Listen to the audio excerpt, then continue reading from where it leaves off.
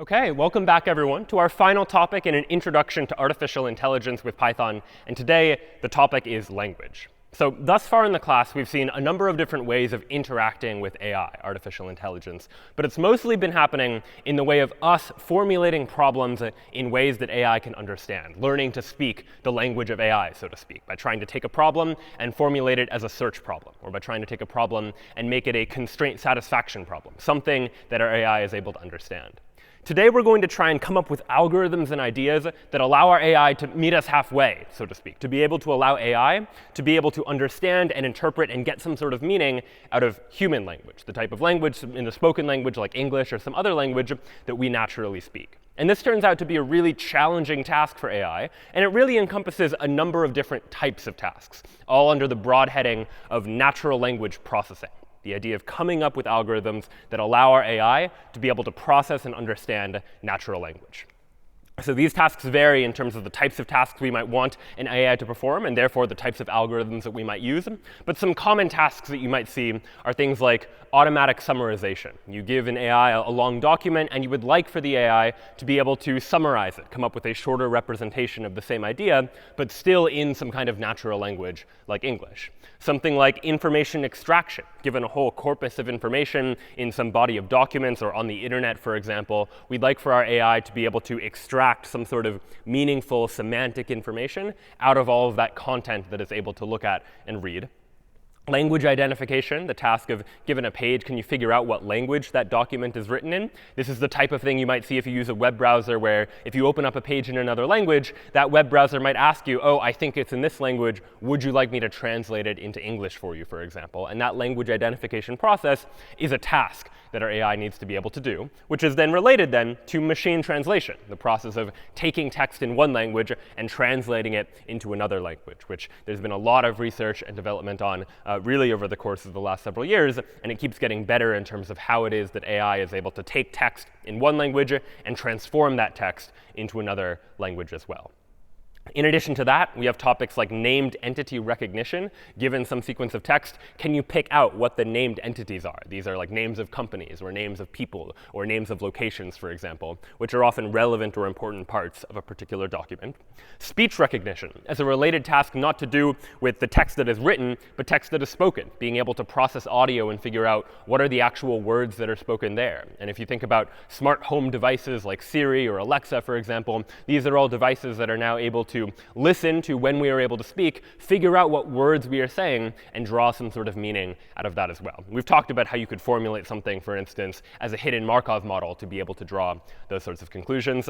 Text classification, more generally, is a broad category of types of ideas whenever we want to take some kind of text and put it into some sort of category. And we've seen these classification type problems and how we can use statistical machine learning approaches to be able to solve them. We'll be able to do something very similar with natural language, that we may need to make a couple of adjustments that we'll see soon.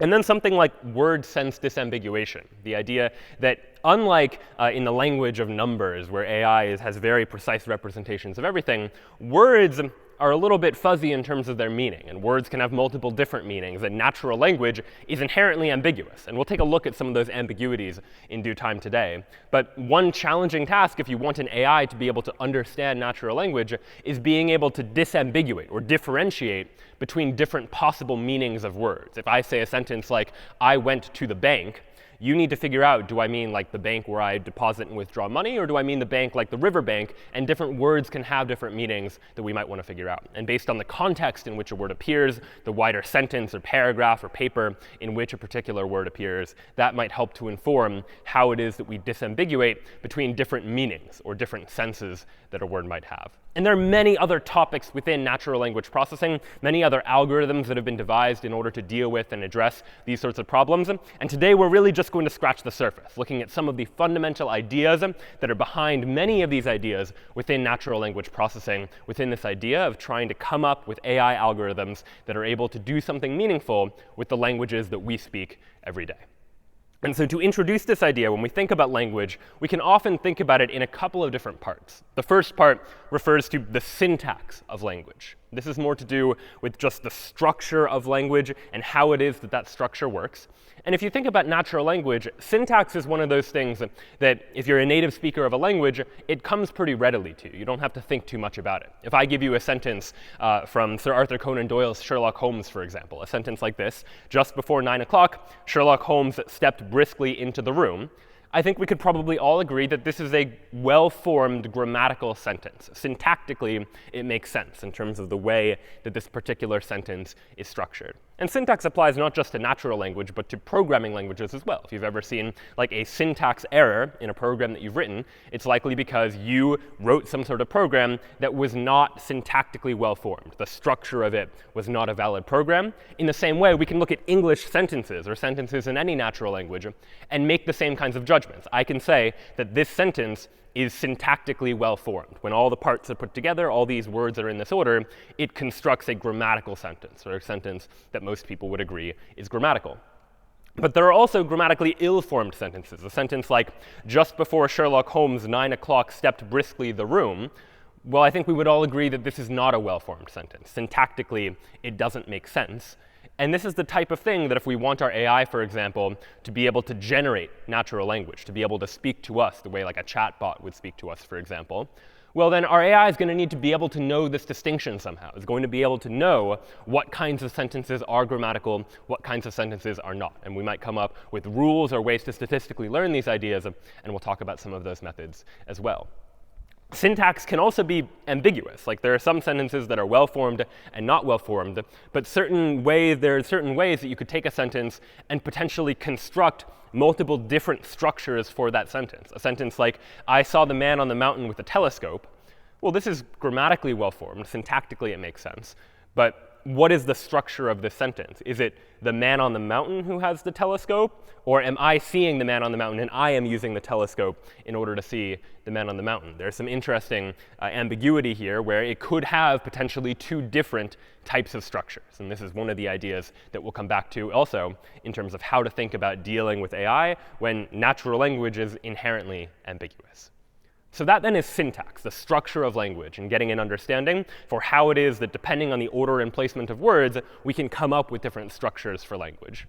But in addition to language having structure, language also has meaning. And now we get into the world of semantics, the idea of what is it that a word or a sequence of words or a sentence or an entire essay actually means. And so, a sentence like, just before 9 o'clock, Sherlock Holmes stepped briskly into the room, is a different sentence from a sentence like, Sherlock Holmes stepped briskly into the room just before 9 o'clock. And yet they have effectively the same meaning. They're different sentences, so an AI reading them would recognize them as different. But we as humans can look at both of those sentences and say, yeah, they mean basically the same thing. And maybe in this case, it was just because I moved the order of the words around. Originally, 9 o'clock was near the beginning of the sentence. Now 9 o'clock is near the end of the sentence. But you might imagine that I could come up with a different sentence entirely. A sentence like, a few minutes before 9, Sherlock Holmes walked quickly into the room.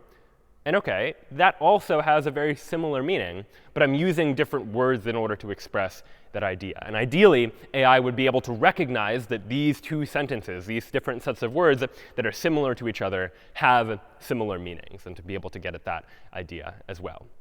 And there are also ways that a syntactically well-formed sentence might not mean anything at all. A famous example from linguist Noam Chomsky is this sentence here: colorless green ideas sleep furiously. Syntactically, that sentence is perfectly fine. Colorless and green are adjectives that modify the noun ideas. Sleep is a verb. Furiously is an adverb. These are correct constructions in terms of the orders of words. But it turns out this sentence is sort of meaningless. If you tried to ascribe meaning to the sentence, what does it mean? And it's not easy to be able to determine what it is that it might mean. Semantics itself can also be ambiguous, given that different structures can have different types of meanings, different words can have different kinds of meanings. So the same sentence with the same structure might end up meaning different types of things. My favorite example from the LA Times is a headline that was in the Los Angeles Times a little while back. It is, the headline says, "Big rig carrying fruit crashes on 210 freeway, creates jam." So depending on how it is you look at the sentence, how you interpret the sentence, it can have multiple different meanings. And so here, too, are challenges in this world of natural language processing, being able to understand both the syntax of language and the semantics of language. And today, we'll take a look at both of those ideas. We're going to start by talking about syntax and getting a sense for how it is that language is structured, and how we can start by coming up with some rules, some ways that we can tell our computer, tell our AI, what types of things are valid sentences, what types of things are not valid sentences. And ultimately, we'd like to use that information to be able to allow our AI to draw meaningful conclusions, to be able to do something with language. And so to do so, we're going to start by introducing the notion of formal grammar. And what formal grammar is all about is formal grammar is a system of rules that generate sentences in a language. I would like to know what are the valid English sentences, not in terms of what they mean, just in terms of their structure, their syntactic structure. What structures of English are valid, correct sentences? What structures of English are not valid? And this is going to apply in a very similar way to other natural languages as well, where language follows certain types of structures. And we intuitively know what these structures mean, but it's going to be helpful to try and really formally define what those structures mean as well. There are a number of different types of formal grammar all across what's known as the Chomsky hierarchy of grammars. And you may have seen some of these before if you've ever worked with regular expressions before. Those belong to a class of regular languages. They correspond to regular languages, which is a particular type of the language. But also on this hierarchy is a type of grammar known as a context-free grammar. And this is the one we're going to spend the most time on taking a look at today. And what a context-free grammar is it is a way of taking, of generating sentences in a language via what are known as rewriting rules, replacing one symbol with other symbols. And we'll take a look in a moment at just what that means. So let's imagine, for example, a simple sentence in English, a sentence like, "She saw the city." A valid, syntactically well-formed English sentence. But we'd like for some way for our AI to be able to look at the sentence and figure out what is the structure of the sentence. Because in order to answer a question, if you imagine AI in a question answering format, if you want to ask the AI a question like, "What did she see?" well, then the AI wants to be able to look at this sentence and recognize that what she saw is the city, to be able to figure that out. And it requires some understanding of what it is that the structure of this sentence really looks like. So where do we begin? Each of these words, "she saw the city," we are going to call terminal symbols. They are symbols in our language where each of these words is just a symbol, where this is ultimately what we care about generating. We care about generating these words. But each of these words we're also going to associate with what we're going to call a non-terminal symbol. And these non-terminal symbols initially are going to look kind of like parts of speech, if you remember back to like English grammar, where "she" is a noun, "saw" is a V for verb, "the" is a D. D stands for determiner. These are words like the and a and an, for example. And then "city," well, "city" is also a noun, so an N goes there. So each of these, N, V, and D, these are what we might call non-terminal symbols. They're not actually words in the language. "She saw the city," those are the words in the language. But we use these non-terminal symbols to generate the terminal symbols which are like "she saw the city," the words that are actually in a language like English. And so in order to translate these non-terminal symbols into terminal symbols, we have what are known as rewriting rules. And these rules look something like this. We have N on the left side of an arrow. And the arrow says, if I have an N non-terminal symbol, then I can turn it into any of these various different possibilities that are separated with a vertical line. So a noun could translate into the word "she." A noun could translate into the word "city," or "car," or "Harry," or any number of other things. These are all examples of nouns, for example. Meanwhile, a determiner, D, could translate into "the," or "a," or "an." V for verb could translate into any of these verbs. P for preposition could translate into any of those prepositions, to, on, over, and so forth. And then ADJ for adjective could translate into any of these possible adjectives as well. So these then are rules in our context-free grammar. When we are defining what it is that our grammar is, what is the structure of the English language or any other language, we give it these types of rules, saying that a noun could be any of these possibilities. A verb could be any of those possibilities. But it turns out we can then begin to construct other rules where it's not just one non-terminal translating into one terminal symbol. We're always going to have one non-terminal on the left-hand side of the arrow, but on the right-hand side of the arrow, we could have other things. We could even have other non-terminal symbols. So what do I mean by this? Well, we have the idea of nouns, like she, city, car, Harry, for example. But there are also noun phrases, like phrases that work as nouns, that are not just a single word, but that are multiple words, right? Like the city is two words that together operate as what we might call a noun phrase. It's multiple words, but they're together operating as a noun. Or if you think about a more complex expression like the big city, three words, all operating as a single noun. Or the car on the street, multiple words now, but that entire set of words operates kind of like a noun. It substitutes as a noun phrase. And so to do this, we'll introduce the notion of a new non-terminal symbol called NP, which will stand for noun phrase. And this rewriting rule says that a noun phrase could be a noun. So something like she is a noun, and therefore it can also be a noun phrase. But a noun phrase could also be a determiner, D, followed by a noun. So two ways we can have a noun phrase in this very simple grammar. Of course, English language is more complex than just this. But a noun phrase is either a noun or it is a determiner followed by a noun. So for the first example, a noun phrase that is just a noun, that would allow us to generate noun phrases like she, because a noun phrase is just a noun, and a noun could be the word she, for example. Meanwhile, if we wanted to look at one of the examples of these, where a noun phrase becomes a determiner and a noun, then we get a structure like this. And now we're starting to see the structure of language emerge from these rules in a syntax tree, as we'll call it, this tree-like structure that represents the syntax of our natural language. Here we have a noun phrase, and this noun phrase is composed of a determiner and a noun, where the determiner is the word the, according to that rule, and noun is the word city. So here then is a noun phrase that consists of multiple words inside of this structure. And using this idea of taking one symbol and rewriting it using other symbols that might be terminal symbols like the and city, but might also be non-terminal symbols like D for determiner or N for noun, then we can begin to construct more and more complex structures. In addition to noun phrases, we can also think about verb phrases. So what might a verb phrase look like? Well, a verb phrase might just be a single verb in a sentence like, I walked. Walked is a verb, and that is acting as the verb phrase in that sentence. But there are also more complex verb phrases that aren't just a single word, but that are multiple words. If you think of the sentence like, she saw the city, for example, saw the city is really that entire verb phrase. It's taking up like what it is that she is doing, for example. And so our verb phrase might have a rule like this. A verb phrase is either just a plain verb, or it is a verb followed by a noun phrase. And we saw before that a noun phrase is either a noun or it is a determiner followed by a noun. And so a verb phrase might be something simple, like verb phrase is just a verb, and that verb could be the word walked, for example. But it could also be something more sophisticated, something like this now, where we begin to see a larger syntax tree, where the way to read this syntax tree is that a verb phrase is a verb and a noun phrase, where that verb could be something like saw, and this is a noun phrase we've seen before, this noun phrase that is the city, a noun phrase composed of the determiner the and the noun city, all put together to construct this larger verb phrase. And then just to give one more example of a rule, we could also have a rule like this. Sentence, S, goes to noun phrase and a verb phrase. The basic structure of a sentence is that it is a noun phrase followed by a verb phrase. And this is a formal grammar way of expressing the idea that you might have learned when you learned English grammar, when you read that a sentence is like a subject and a verb, subject and action, something that's happening to a particular noun phrase.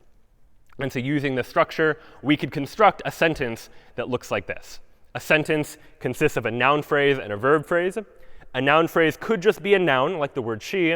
The verb phrase could be a verb and a noun phrase where this is something we've seen before. The verb is saw, and the noun phrase is the city. And so now look what we've done here. What we've done is by defining a set of rules, there are algorithms that we can run that take these words, and the CYK algorithm, for example, is one example of this if you want to look into that, where you start with a set of terminal symbols, like she saw the city, and then using these rules, you're able to figure out how is it that you go from a sentence to she saw the city. And it's all through these rewriting rules, that a sentence is a noun phrase and a verb phrase could be a verb and a noun phrase, so on and so forth, where you can imagine taking this structure and figuring out how it is that you could generate a parse tree, a syntax tree, for that set of terminal symbols, that set of words. And if you tried to do this for a sentence that was not grammatical, something like saw the city she, well, that wouldn't work. There'd be no way to take a sentence and use these rules to be able to generate that sentence that is not inside of that language. So this sort of model can be very helpful if the rules are expressive enough to express all the ideas that you might want to express inside of natural language. Of course, using just the simple rules we have here, there are many sentences that we won't be able to generate, sentences that we might agree are grammatically and syntactically well-formed, but that we're not going to be able to construct using these rules. And then in that case, we might just need to have some more complex rules in order to deal with those sorts of cases. And so this type of approach can be powerful if you're dealing with sort of a limited set of rules and words that you really care about dealing with.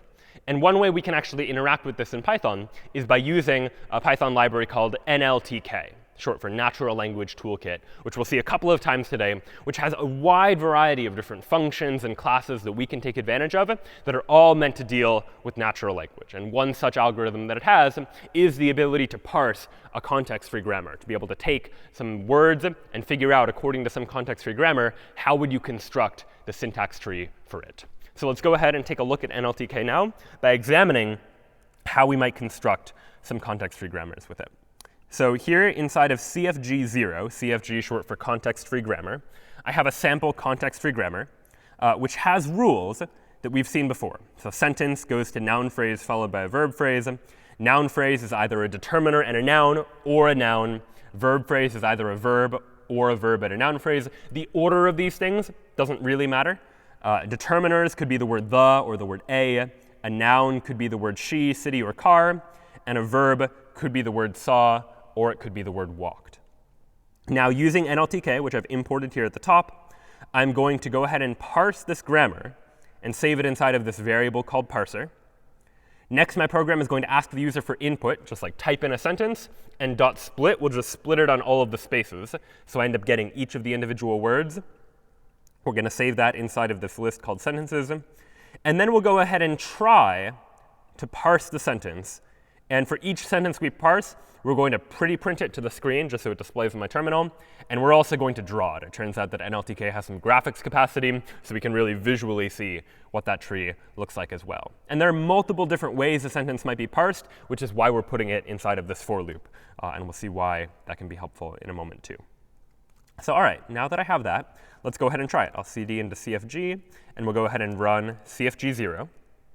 So it then is going to prompt me to type in a sentence. And let me type in a very simple sentence, something like she walked, for example. Press return. So what I get is on the left-hand side, you can see a text-based representation of the syntax tree. And on the right side here, let me go ahead and make it bigger, we see a visual representation of that same syntax tree. This is how it is that my computer has now parsed the sentence, she walked. It is a sentence that consists of a noun phrase and a verb phrase, where each phrase is just a single noun or verb, she, and then walked. Same type of structure we've seen before. But this now is our computer able to understand the structure of the sentence, to be able to get some sort of structural understanding of how it is the parts of this sentence relate to each other. Let me now give it another sentence. I could try something like she saw the city, for example, the words we were dealing with a moment ago. And then we end up getting this syntax tree out of it. Again, a sentence that has a noun phrase and a verb phrase. The noun phrase is fairly simple. It's just she. But the verb phrase is more complex. It is now saw the city, for example. And let's do one more with this grammar. Let's do something like she saw a car. And that is going to look very similar. That we also get she, but our verb phrase is now different. It saw a car, because there are multiple possible determiners in our language and multiple possible nouns. I haven't given this grammar all that many words, but if I gave it a larger vocabulary, it would then be able to understand more and more different types of sentences. And just to give you a sense of some added complexity we could add here, the more complex our grammar, the more rules we add, the more different types of sentences we'll then have the ability to generate. So let's take a look at CFG1, for example, where I've added a whole number of other different types of rules. I've added adjective phrases, where we could have multiple adjectives inside of a noun phrase as well. So a noun phrase could be like an adjective phrase followed by a noun phrase. If I wanted to say something like the big city, that's an adjective phrase followed by a noun phrase. Or we could also have a noun and a prepositional phrase. So the car on the street, for example. On the street is a prepositional phrase, and we might want to combine those two ideas together because the car on the street can still operate as something kind of like a noun phrase as well. So no need to understand all of these rules in too much detail. It starts to get into the nature of English grammar. But now we have a more complex way of understanding these types of sentences. So if I run Python CFG1, and I can try typing something like, she saw the wide street, for example, a more complex sentence. And if we make that larger, you can see what this sentence looks like. I'll go ahead and shrink it a little bit. So now we have a sentence like this. She saw the wide street. The wide street is one entire noun phrase. Saw the wide street is an entire verb phrase. And she saw the wide street ends up forming that entire sentence. So let's take a look at one more example to introduce this notion of ambiguity. So I can run Python CFG1. Let me type a sentence like, she saw a dog with binoculars. So there's our sentence. And here now is one possible syntax tree to represent this idea. She saw the noun phrase a dog, and then the prepositional phrase with binoculars. And the way to interpret the sentence is that what it is that she saw was a dog. And how did she do the seeing? She did the seeing with binoculars. And so this is one possible way to interpret this. She was using binoculars. Using those binoculars, she saw a dog. But another possible way to parse that sentence would be with this tree over here, where you have something like, she saw a dog with binoculars, where a dog with binoculars forms an entire noun phrase of its own. Same words in the same order, but a different grammatical structure, where now we have a dog with binoculars all inside of this noun phrase, meaning what did she see? What she saw was a dog, and that dog happened to have binoculars with the dog. So different ways to parse the sentence, structures for the sentence, even given the same possible sequence of words. And NLTK's algorithm, in this particular algorithm, has the ability to find all of these, to be able to understand the different ways that you might be able to parse a sentence and be able to extract some sort of useful meaning out of that sentence as well. So that then is a brief look at what we can do using getting at the structure of language, of using these context-free grammar rules to be able to describe the structure of language. But what we might also care about is understanding how it is that these sequences of words are likely to relate to each other in terms of the actual words themselves. The grammar that we saw before could allow us to generate a sentence like, I ate a banana, for example, where I is the noun phrase and ate a banana is a verb phrase. But it would also allow for sentences like, I ate a blue car, for example, which is also syntactically well-formed according to the rules, but it's probably a less likely sentence that a person is likely to speak. And we might want for our AI to be able to encapsulate the idea that certain sequences of words are more or less likely than others. So to deal with that, we'll introduce the notion of an n-gram. And an n-gram more generally just refers to some sequence of n items inside of our text. And those items might take various different forms. We can have character n-grams, which are just a contiguous sequence of n characters, so 3 characters in a row, for example, or 4 characters in a row. We can also have word n-grams, which are a contiguous sequence of n words in a row from a particular sample of text. And these end up proving quite useful. And you can choose our n to decide like how long is our sequence going to be. So when n is 1, we're just looking at like a single word or a single character. And that is what we might call a unigram, just one item. If we're looking at 2 characters or 2 words, that's generally called a bigram. So an n-gram where n is equal to 2, looking at 2 words that are consecutive. And then if there are 3 items, you might imagine, we'll often call those trigrams. So 3 characters in a row or 3 words that happen to be in a contiguous sequence. And so if we took a sentence, for example, here's a sentence from, again, Sherlock Holmes. How often have I said to you that when you have eliminated the impossible, whatever remains, no matter or however improbable, must be the truth? What are the trigrams that we can extract from the sentence if we're looking at sequences of 3 words? Well, the first trigram would be how often have, just a sequence of 3 words. And then we can look at the next trigram, often have I. The next trigram is have I said, then I said to you that, for example. Those are all trigrams of words, sequences of 3 contiguous words that show up in the text. And extracting those bigrams and trigrams, or n-grams more generally, turns out to be quite helpful because often when we're dealing with analyzing a lot of text, it's not going to be particularly meaningful for us to try and analyze the entire text at one time. But instead, we'll want to segment that text into pieces that we can begin to do some analysis of. That our AI might never have seen this entire sentence before, but it's probably seen the trigram to you that before. Because to you that is something that might have come up in other documents that our AI has seen before, and therefore it knows a little bit about that particular sequence of 3 words in a row, or something like have I said, another example of another sequence of 3 words that's probably quite popular in terms of where you see it inside the English language. So we'd like some way to be able to extract these sorts of n-grams. And how do we do that? How do we extract like sequences of 3 words? Well, we need to take our input and somehow separate it into all of the individual words. And this is a process generally known as tokenization, the task of splitting up some sequence into distinct pieces, where we call those pieces tokens. Most commonly, this refers to something like word tokenization. I have some sequence of text, and I want to split it up into all of the words that show up in that text. But it might also come up in the context of something like sentence tokenization. I have a long sequence of text, and I'd like to split it up into sentences, for example. And so how might word tokenization work, the task of splitting up our sequence of characters into words? Well, we've also already seen this idea. We've seen that in word tokenization, just a moment ago, I took an input sequence, and I just called Python's split method on it, where the split method took that sequence of words and just separated it based on where the spaces showed up in that word. And so if I had a sentence like, whatever remains, however improbable, must be the truth, how would I tokenize this? Well, the naive approach is just to say, anytime you see a space, go ahead and split it up. We're going to split up this particular string just by looking for spaces. And what we get when we do that is a sentence like this. Whatever remains, however improbable, must be the truth. But what you'll notice here is that if we just split things up in terms of where the spaces are, we end up like keeping the punctuation around. There's a comma after the word remains. There's a comma after improbable, a period after truth. And this poses a little bit of a challenge when we think about trying to tokenize things into individual words, because if you're comparing words to each other, this word truth with a period after it, if you just string compare it, it's going to be different from the word truth without a period after it. And so this punctuation can sometimes pose a problem for us. And so we might want some way of dealing with it, either treating punctuation as a separate token altogether, or maybe removing that punctuation entirely from our sequence as well.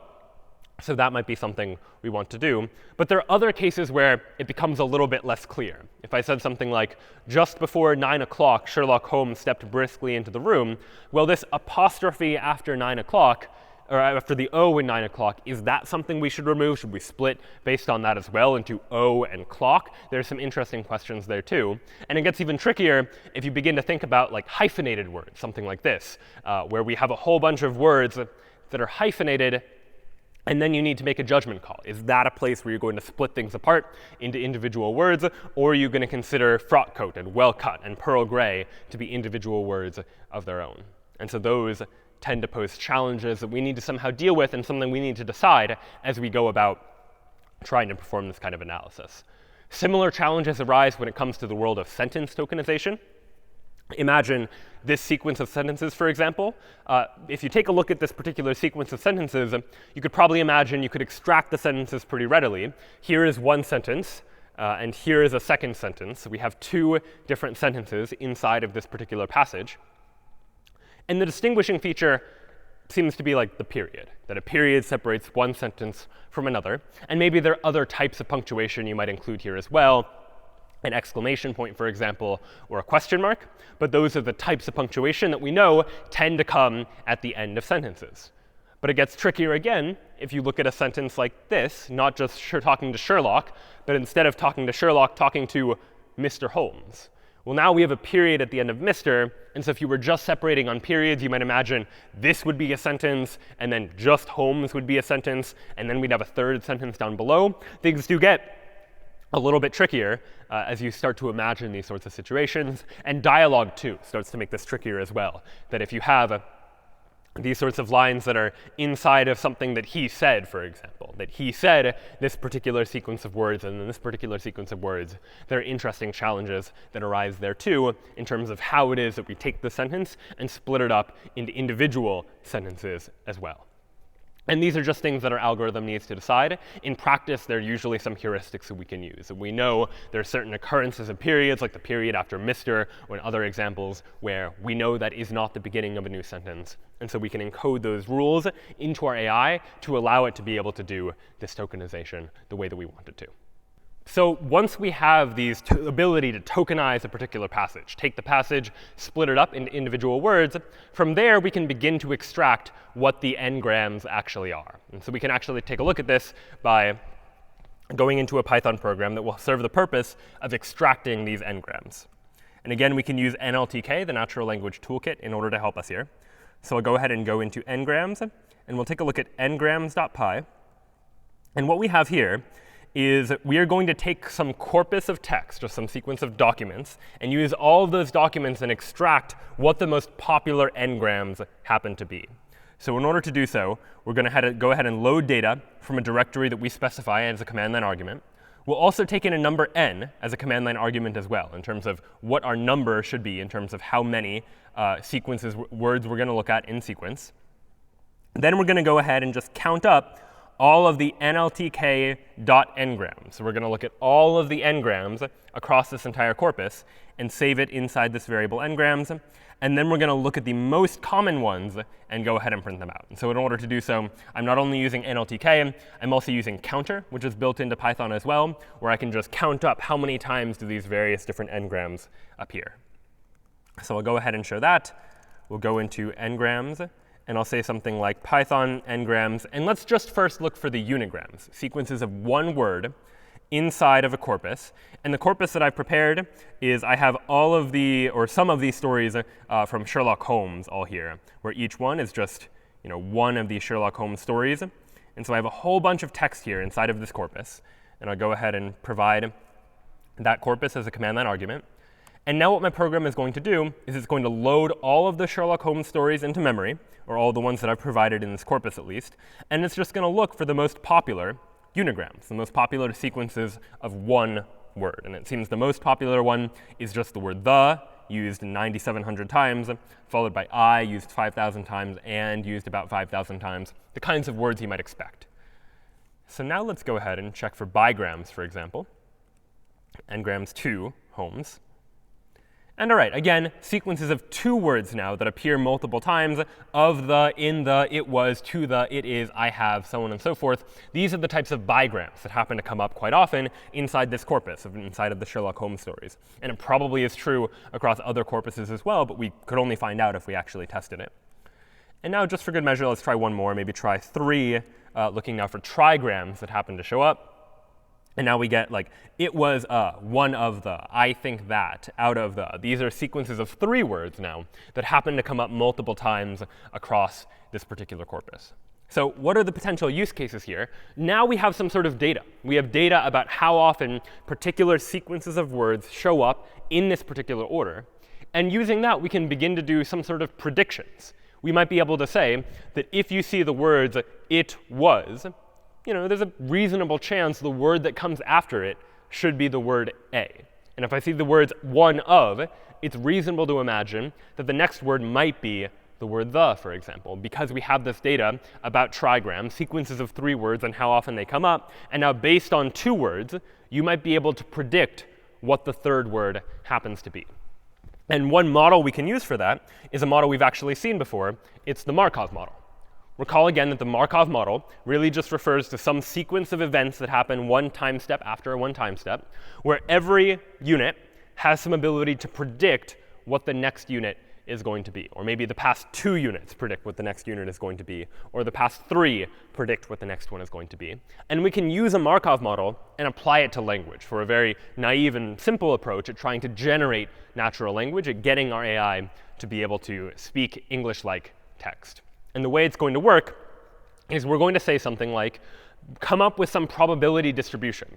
Given these 2 words, what is the probability distribution over what the third word could possibly be based on all the data? If you see it was, what are the possible third words we might have? How often do they come up? And using that information, we can try and construct what we expect the third word to be. And if you keep doing this, the effect is that our Markov model can effectively start to generate text, can be able to generate text that was not in the original corpus, but that sounds kind of like the original corpus. It's using the same sorts of rules that the original corpus was using.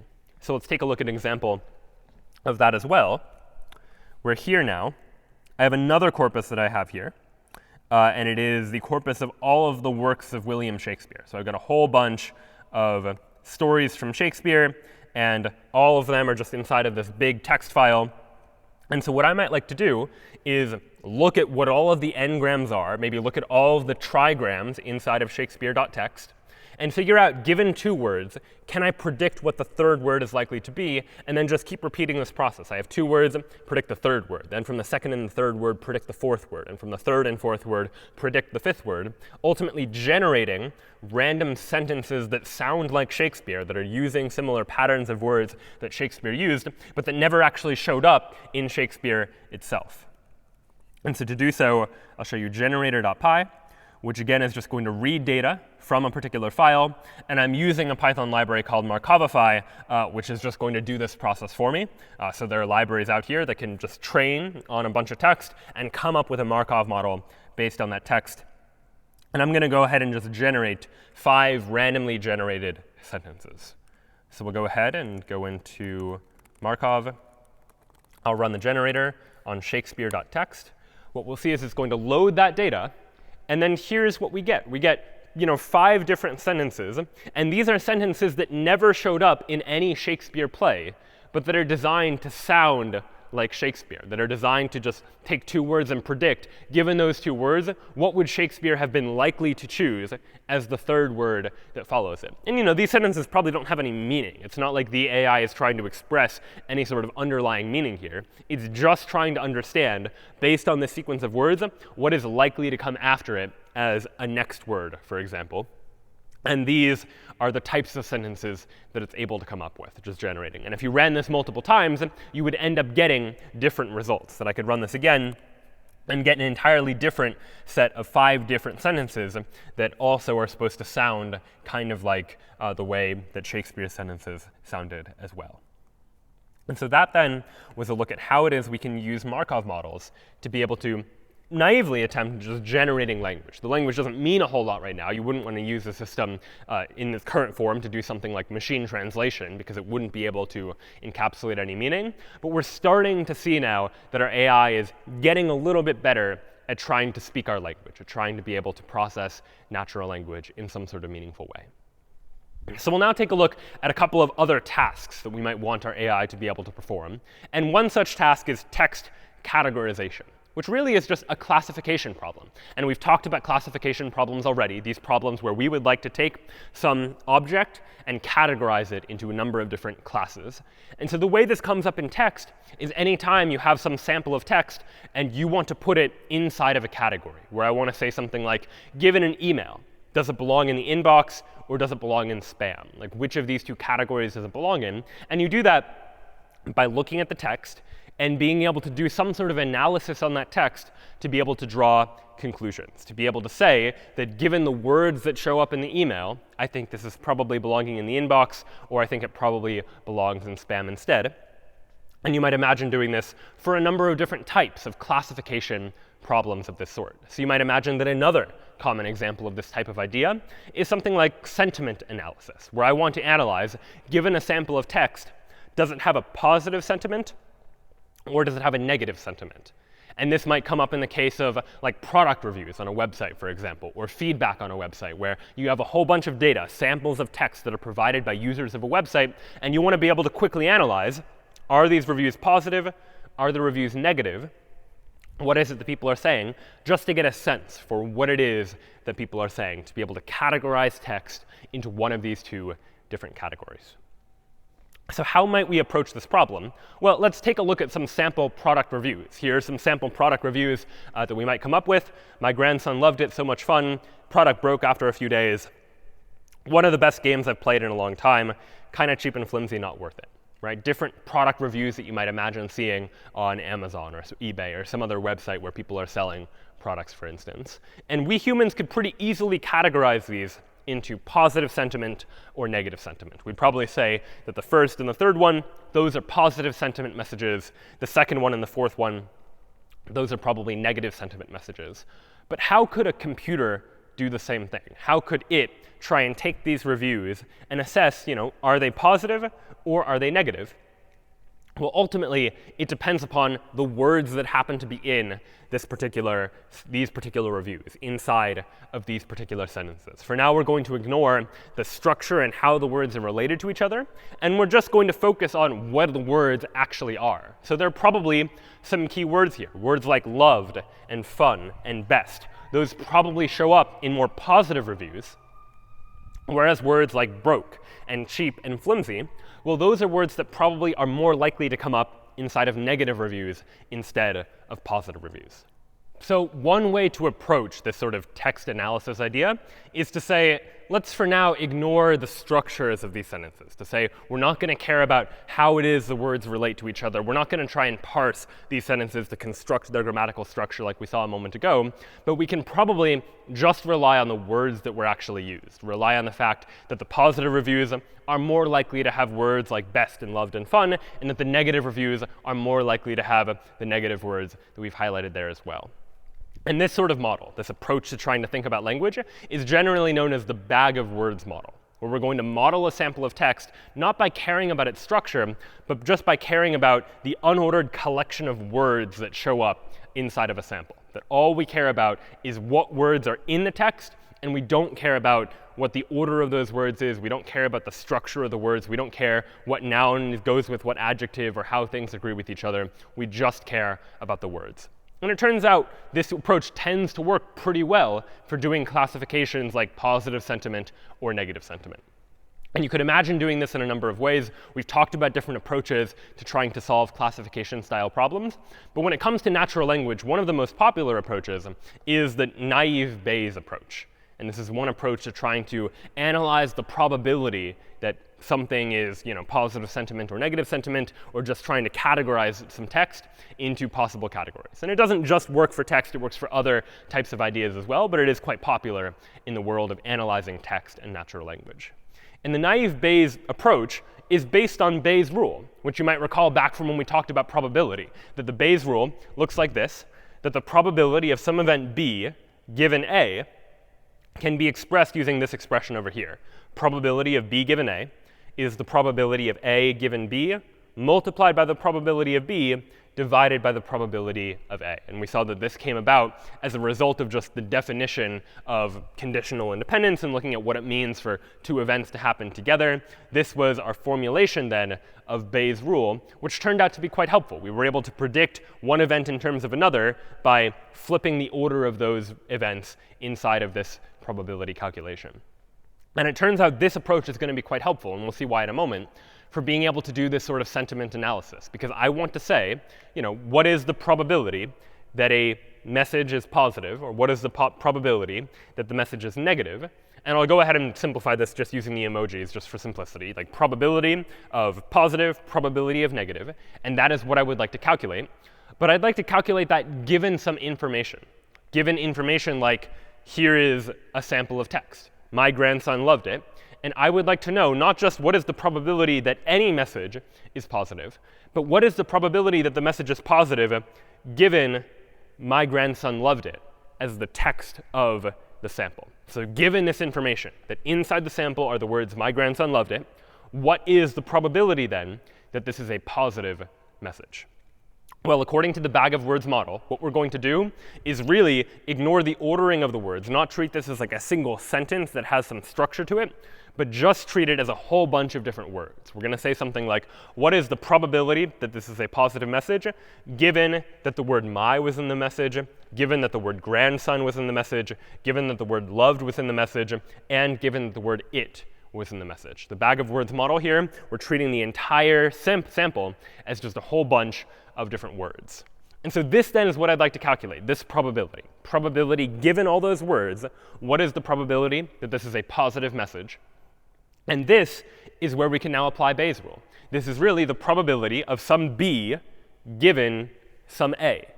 And that now is what I'd like to calculate. So according to Bayes' rule, this whole expression is equal to, well, it's the probability, I switched the order of them. It's the probability of all of these words, given that it's a positive message, multiplied by the probability that it's a positive message, divided by the probability of all of those words. So this then is just an application of Bayes' rule, a rule we've already seen, where I want to express the probability of positive given the words as related to somehow the probability of the words given that it's a positive message. And it turns out that, as you might recall back when we talked about probability, that this denominator is going to be the same regardless of whether we're looking at positive or negative messages. The probability of these words doesn't change because we don't have a positive or negative down below. So we can just say that rather than just say that this expression up here is equal to this expression down below, it's really just proportional to just the numerator. We can kind of ignore the denominator for now. Using the denominator would get us an exact probability, but it turns out that what we'll really just do is figure out what the probability is proportional to, and at the end we'll have to normalize the probability distribution, make sure the probability distribution ultimately sums up to the number 1. So now I've been able to formulate this probability, which is what I want to care about, as proportional to multiplying these two things together. Probability of words given positive message multiplied by the probability of positive message. But again, if you think back to our probability rules, we can calculate this really as just a joint probability of all of these things happening. That the probability of positive message multiplied by the probability of these words given the positive message, well, that's just the joint probability of all of these things. This is the same thing as the probability that it's a positive message and my is in the sentence or in the message, and grandson is in the sample, and loved is in the sample, and it is in the sample. So using that rule for the definition of joint probability, I've been able to say that this entire expression is now proportional to this sequence, this joint probability of these words and this positive that's in there as well. And so now the interesting question is just how to calculate that joint probability. How do I figure out the probability that given some arbitrary message that it is positive, and the word my is in there, and the word grandson is in there, and the word loved is in there, and the word it is in there? Well, you'll recall that we can calculate a joint probability by multiplying together all of these conditional probabilities. Multiplying, if I want to know the probability of A and B and C, I can calculate that as the probability of A times the probability of B given A times the probability of C given A and B. I can just multiply these conditional probabilities together in order to get the overall joint probability that I care about. And we could do the same thing here. I could say, let's multiply the probability of positive by the probability of the word my showing up in the message given that it's positive, multiplied by the probability of grandson showing up in the message given that the word my is in there and that it's positive, multiplied by the probability of loved given these 3 things, multiplied by the probability of it given these 4 things. And that's going to end up being a fairly complex calculation to make, one that we probably aren't going to have a good way of knowing the answer to. Like, what is the probability that grandson is in the message given that it is positive and the word my is in the message? That's not something we're really going to have a readily easy answer to. And so this is where the naive part of naive Bayes comes about. We're going to simplify this notion. Rather than compute exactly what that probability distribution is, we're going to assume that these words are going to be effectively independent of each other if we know that it's already a positive message. That if it's a positive message, it doesn't change the probability that the word grandson is in the message if I know that the word loved is in the message, for example. And that might not necessarily be true in practice, in the real world. It might not be the case that these words are actually independent. But we're going to assume it to simplify our model. And it turns out that simplification still lets us get pretty good results out of it as well. And so what we're going to assume is that the probability that all of these words show up depend only on whether it's positive or negative. I can still say that loved is more likely to come up in a positive message than a negative message, which is probably true. But we're also going to say that it's not going to change whether or not loved is more likely or less likely to come up if I know that the word my is in the message, for example. And so those are the assumptions that we're going to make. So while top expression is proportional to this bottom expression, we're going to say it's naively proportional to this expression. Probability of it being a positive message. And then for each of the words that show up in the sample, I'm going to multiply. What's the probability that my is in the message, given that it's positive, times the probability of grandson being in the message, given that it's positive, and then so on and so forth for the other words that happen to be inside of the sample. And it turns out that these are numbers that we can calculate. The reason we've done all of this math is to get to this point, to be able to calculate this probability distribution that we care about, given these terms that we can actually calculate. And we can calculate them given some data available to us. And this is what a lot of natural language processing is about these days. It's about analyzing data. If I give you a whole bunch of data with a whole bunch of reviews, and I've labeled them as positive or negative, then you can begin to calculate these particular terms. I can calculate the probability that a message is positive just by looking at my data and saying, all right, how many positive samples were there, and divide that by the number of total samples. That is my probability that a message is positive. What is the probability that the word loved is in the message given that it's positive? Well, I can calculate that based on my data too. Let me just look at how many positive samples have the word loved in it, and divide that by my total number of positive samples. And that will give me an approximation for what is the probability that loved is going to show up inside of the review, given that we know that the review is positive. And so this then allows us to be able to calculate these probabilities. So let's now actually do this calculation. Let's calculate for the sentence, my grandson loved it. Is it a positive or negative review? How could we figure out those probabilities? Well, again, this up here is the expression we're trying to calculate. And I'll give you here the data that is available to us. And the way to interpret this data in this case is that of all of the messages, 49% of them were positive, and 51% of them were negative. Maybe online reviews tend to be a little bit more negative than they are positive, or at least based on this particular data sample, that's what I have. And then I have distributions for each of the various different words. That given that it's a positive message, how many positive messages had the word my in them? It's about 30%. And for negative messages, how many of those had the word my in them?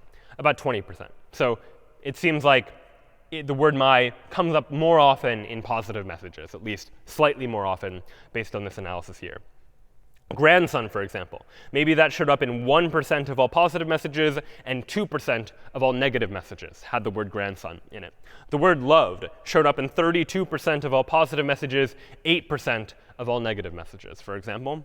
And then the word it showed up in 30% of positive messages, 40% of negative messages. Again, just arbitrary data here, just for example.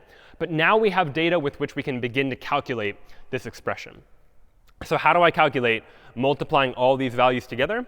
Well, it's just going to be multiplying probability that it's positive times the probability of my given positive times the probability of grandson given positive, so on and so forth for each of the other words. And if you do that multiplication, multiply all of those values together, you get this, 0.00014112. By itself, this is not a meaningful number. But it's going to be meaningful if you compare this expression, the probability that it's positive, times the probability of all of the words, given that I know that the message is positive, and compare it to the same thing, but for negative sentiment messages instead. I want to know the probability that it's a negative message times the probability of all of these words, given that it's a negative message. And so how might I do that? Well, to do that, you just multiply probability of negative times all of these conditional probabilities. And if I take those 5 values, multiply all of them together, then what I get is this value for negative, 0.00006528. Again, in isolation, not a particularly meaningful number. What is meaningful is treating these two values as a probability distribution and normalizing them, making it so that both of these values sum up to 1, the way a probability distribution should. And we do so by adding these two up and then dividing each of these values by their total in order to be able to normalize it. And when we do that, when we normalize this probability distribution, you end up getting something like this: positive 0.6837, negative 0.3163. It seems like we've been able to conclude that we are, about 68% confident. We think there's a probability of 0.68 that this message is a positive message. My grandson loved it. And why are we 68% confident? Well, it seems like we're more confident than not because the word loved showed up in 32% of positive messages, but only 8% of negative messages. So that was a pretty strong indicator. And for the others, while it's true that the word it showed up more often in negative messages, it wasn't enough to offset that love shows up far more often in positive messages than negative messages. And so this type of analysis is how we could apply naive Bayes. We've just done this calculation, and we end up getting not just a categorization of positive or negative, but I get some sort of confidence level. What do I think the probability is that it's positive? And I can say, I think it's positive with this particular probability. And so naive Bayes can be quite powerful at trying to achieve this. Using just this bag of words model, where all I'm doing is looking at what words show up in the sample, I'm able to draw these sorts of conclusions. Now, one potential drawback, something that you'll notice pretty quickly if you start applying this rule exactly as is what happens depending on if zeros are inside this data somewhere. Let's imagine, for example, this same sentence, my grandson loved it, but let's instead imagine that this value here, instead of being 0.01, was 0. Meaning inside of our data set, it has never before happened that in a positive message, the word grandson showed up. And that's certainly possible. If I have a pretty small data set, it's probably likely that not all the messages are going to have the word grandson. Maybe it is the case that no positive messages have ever had the word grandson in it, at least in my data set. But if it is the case that 2% of the negative messages have still had the word grandson in it, then we run into an interesting challenge. And the challenge is this: when I multiply all of the positive numbers together and multiply all the negative numbers together to calculate these two probabilities, what I end up getting is a positive value of 0.000. I get pure zeros. Because when I multiply all of these numbers together, when I multiply something by 0, it doesn't matter what the other numbers are. The result is going to be 0. And the same thing can be said of negative numbers as well. So this then would seem to be a problem, that because grandson has never showed up in any of the positive messages inside of our sample, we seem to be concluding that there is a 0% chance that the message is positive, and therefore it must be negative, because in the only cases where we've seen the word grandson come up is inside of a negative message. And in doing so, we've totally ignored all of the other probabilities that a positive message is much more likely to have the word loved in it, because we've multiplied by 0, which just means none of the other probabilities can possibly matter at all. So this then is a challenge that we need to deal with. It means that we're likely not going to be able to get the correct results if we just purely use this approach. And it's for that reason there are a number of possible ways we can try and make sure that we never multiply something by 0. It's OK to multiply something by a small number, because then it can still be counterbalanced by other larger numbers. But multiplying by 0 sort of means it's the end of the story. You multiply a number by 0, and the output's going to be 0 no matter how big any of the other numbers happen to be. So one approach that's fairly common in naive Bayes is this idea of additive smoothing, adding some value, alpha, to each of the values in our distribution just to smooth the data a little bit. One such approach is called Laplace smoothing, which basically just means adding 1 to each value in our distribution. So if I have 100 samples and 0 of them contain the word grandson, well, then I might say that, instead, let's pretend that I've had one additional sample where the word grandson appeared and one additional sample where the word grandson didn't appear. So I'll say that, all right, now I have 1 out of 102. So one sample that does have the word grandson out of 102 total. I'm basically creating 2 samples that didn't exist before. But in doing so, I've been able to smooth the distribution a little bit to make sure that I never have to multiply anything by 0. By pretending I've seen one more value in each category than I actually have, this gets us that result of not having to worry about multiplying a number by 0. So this then is an approach that we can use in order to try and apply naive Bayes, even in situations where we're dealing with words that we might not necessarily have seen before. And let's now take a look at how we could actually apply that in practice. That it turns out that NLTK, in addition to having the ability to extract n-grams and tokenize things into words, also has the ability to be able to apply naive Bayes on some samples of text, for example. And so let's go ahead and do that. What I've done is inside of sentiment, I've prepared a corpus of just reviews that I have generated, but you could imagine using real reviews. Or I just have a couple of positive reviews. It was great, so much fun, would recommend. My grandson loved it, those sorts of messages. And then I have a whole bunch of negative reviews. Not worth it, kind of cheap, really bad, didn't work the way we expected. Just one in each line, a whole bunch of positive reviews and negative reviews. And what I'd like to do now is analyze them somehow. So here then is sentiment.py. And what we're going to do first is extract all of the positive and negative sentences, create a set of all of the words that were used across all of the messages, and then we're going to go ahead and train NLTK's naive Bayes classifier on all of this training data. And what the training data effectively is I take all of the positive messages and give them the label positive, all of the negative messages and give them the label negative, and then I'll go ahead and apply this classifier to it, where I'd say I would like to take all of this training data and now have the ability to classify it as positive or negative. I'll then take some input from the user. They can just type in some sequence of words, and then I would like to classify that sequence as either positive or negative, and then I'll go ahead and print out what the probabilities of each happen to be. And there are some helper functions here that just organize things in the way that NLTK is expecting them to be. But the key idea here is that I'm taking the positive messages, labeling them, taking the negative messages, labeling them, putting them inside of a classifier, and then now trying to classify some new text that comes about. So let's go ahead and try it. I'll go ahead and go into sentiment, and we'll run Python sentiment, passing in as input that corpus that contains all of the positive and negative messages, because depending on the corpus, that's going to affect the probabilities. The effectiveness of our ability to classify is entirely dependent on how good our data is and how much data we have and how well they happen to be labeled. So now I can try something and say, like, let's try a review like, this was great. Just some review that I might leave.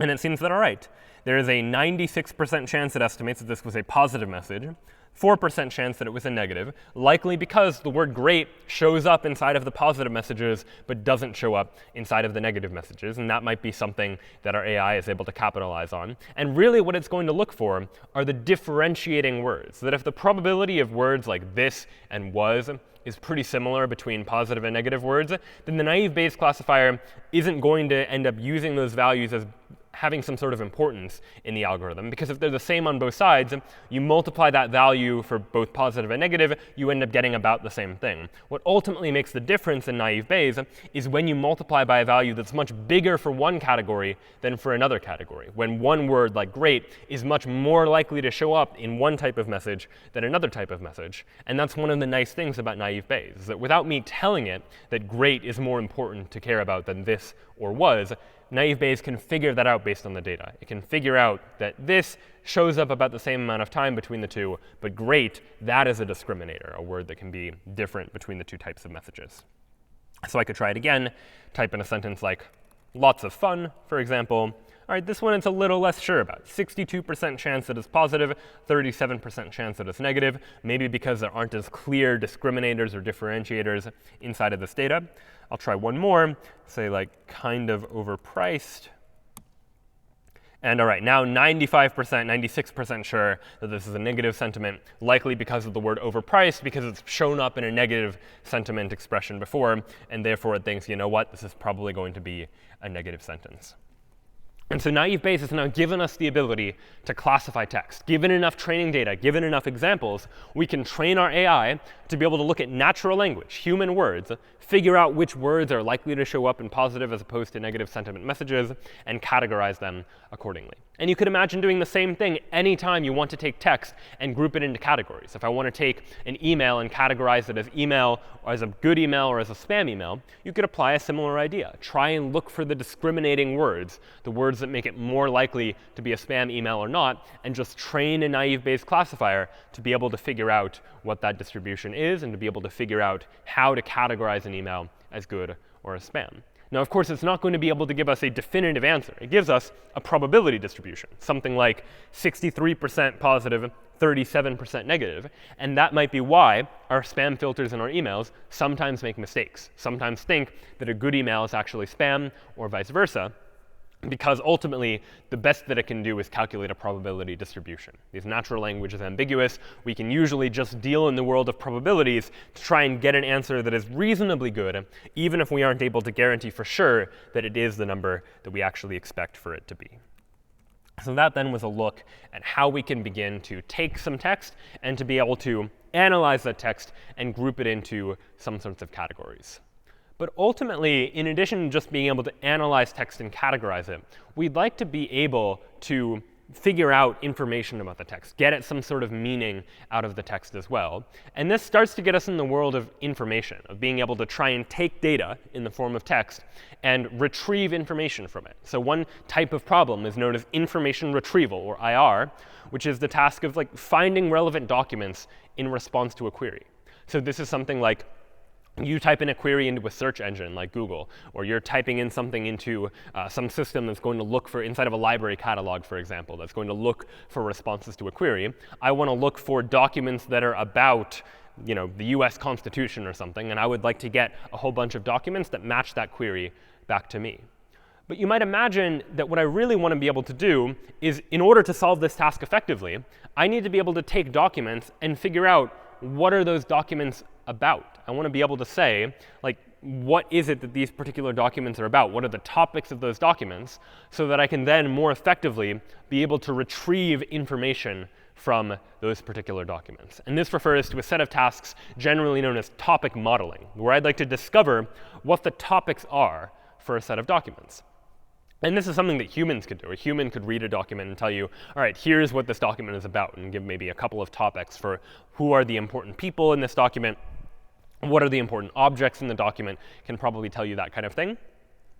But we'd like for our AI to be able to do the same thing. Given some document, can you tell me what the important words in this document are? What are the words that set this document apart that I might care about if I'm looking up documents based on keywords, for example? And so one instinctive idea, an intuitive idea that probably makes sense, is let's just use term frequency. Term frequency is just defined as the number of times a particular term appears in a document. If I have a document with 100 words, and one particular word shows up 10 times, it has a term frequency of 10. All right, it shows up pretty often. Maybe that's going to be an important word. And sometimes you'll also see this framed as a proportion of the total number of words. So 10 words out of 100, maybe it has a term frequency of 0.1, meaning 10% of all of the words are this particular word that I care about. Ultimately, that doesn't change relatively how important they are for any one particular document. But they're the same idea. The idea is look for words that show up more frequently, because those are more likely to be the important words inside of a corpus of documents. And so let's go ahead and give that a try. Let's say I wanted to find out what the Sherlock Holmes stories are about. I have a whole bunch of Sherlock Holmes stories, and I want to know, in general, what are they about? What are the important characters? What are the important objects? What are the important parts of this story, just in terms of words? And I'd like for the AI to be able to figure that on its own. And we'll do so by looking at term frequency, by looking at what are the words that show up the most often. So we'll go ahead, and I'll go ahead and go into the tf-idf directory. You'll see why it's called that in a moment. But let's first open up tf0.py, which is going to calculate the top 10 term frequencies, or maybe top 5 term frequencies for a corpus of documents, a whole bunch of documents where each document is just a story from Sherlock Holmes. We're going to load all the data into our corpus. We're going to figure out what are all of the words that show up inside of that corpus. And we're going to basically just assemble all of the number of the term frequencies. We're going to calculate how often do each of these terms appear inside of the document. And we'll print out the top 5. And so there are some data structures involved that you can take a look at if you'd like to. The exact code is not so much important as it is the idea of what we're doing. We're taking each of these documents and first sorting them. We're saying, take all the words that show up and sort them by how often each word shows up. And let's go ahead and just for each document, save the top 5 terms that happen to show up in each of those documents. So again, some helper functions you can take a look at if you're interested. But the key idea here is that all we're going to do is run tf0 on the Sherlock Holmes stories. And what I'm hoping to get out of this process is I am hoping to figure out what are the important words in Sherlock Holmes, for example. So we'll go ahead and run this and see what we get. And it's loading the data. And here's what we get. For this particular story, the important words are the, and I, and to, and of. Those are the words that show up more frequently. In this particular story, it's the, and I, and a, and of. All right, this is not particularly useful to us. Like, we're using term frequencies. We're looking at what words show up the most frequently in each of these various different documents.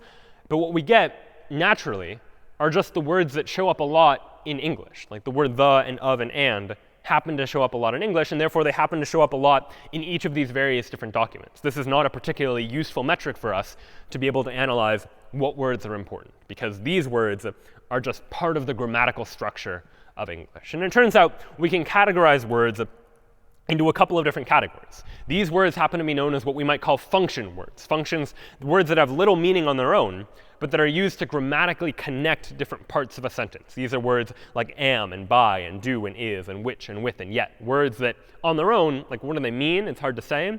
They get their meaning from how they connect different parts of the sentence.